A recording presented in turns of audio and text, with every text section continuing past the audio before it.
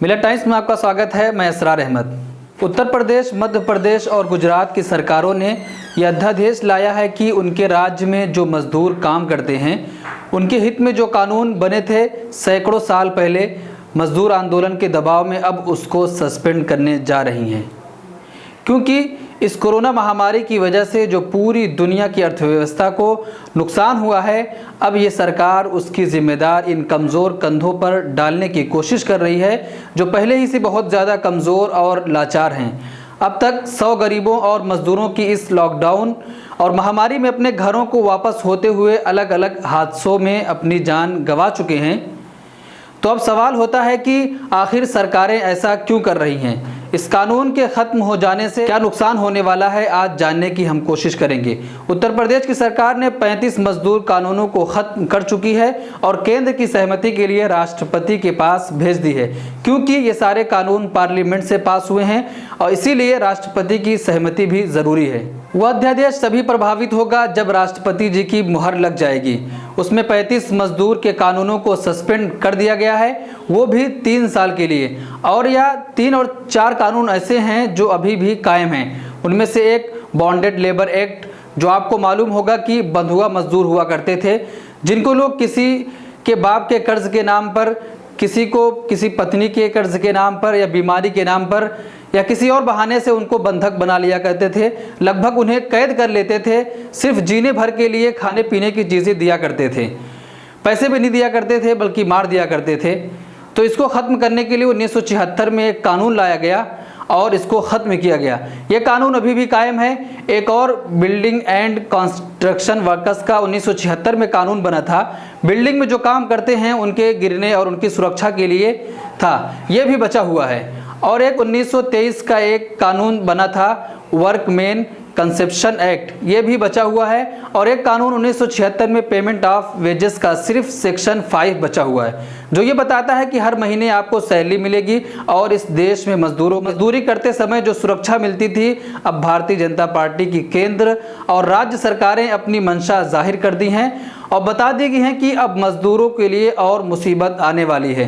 एक तो पहले ही से वो बेचारे मजबूर होकर रेल की पटरी के सहारे घर जा रहे थे, अब उसके बाद एक और मुसीबत इनके सामने आ गई है कि अब वो क्या करें, क्योंकि ये कानून मानवाधिकार और हमारे कॉन्स्टिट्यूशन फंडामेंटल राइट्स का भी सवाल है।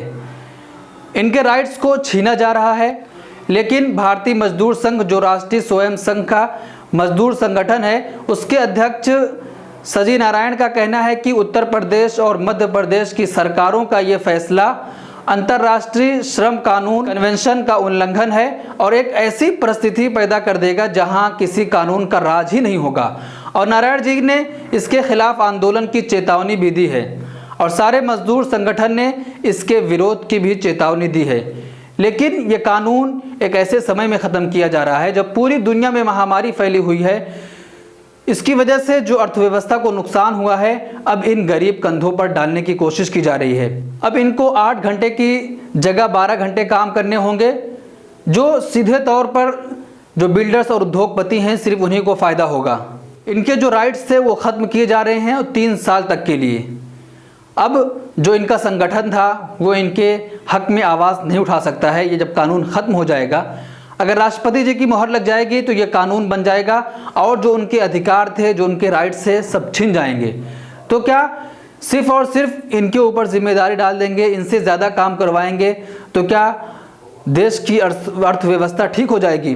जबकि पूरी दुनिया के देश अपने अपने गरीबों के लिए कोई ना कोई पैकेज ला रहे हैं, लेकिन हमारे देश की सरकार पैकेज न लाकर सारी जिम्मेदारी इन कमज़ोर कंधों पर डाल दी है, जो पहले ही से बहुत ज़्यादा कमज़ोर हो चुके थे।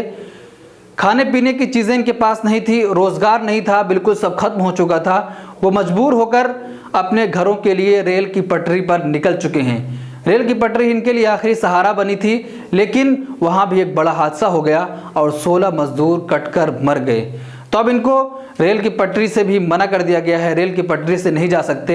सड़क पर जाते हैं तो पुलिस लाठी मारती है, तो इसीलिए एक आखिरी सहारा लगा था कि रेल की पटरी से निकल जाएंगे, लेकिन अब वहाँ भी इन्हें रोका जा रहा है। चारों तरफ से इन मजदूरों, इन गरीबों के लिए एक मुसीबत आ गई है।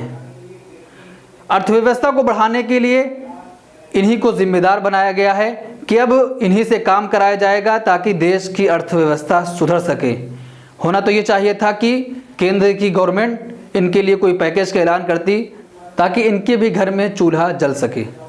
मिलत टाइम्स की वीडियोस देखने के लिए यहाँ क्लिक करके सब्सक्राइब करें और हाँ, बेल आइकन जरूर दबाएं। अगर फेसबुक पर देख रहे हैं तो पेज लाइक करें। ताज़ा तरीन खबरों और मज़ामीन के लिए विजिट करें हमारी वेबसाइट www.millettimes.com। हमारी ये वेबसाइट उर्दू, हिंदी, इंग्लिश तीनों लैंग्वेज में मौजूद है।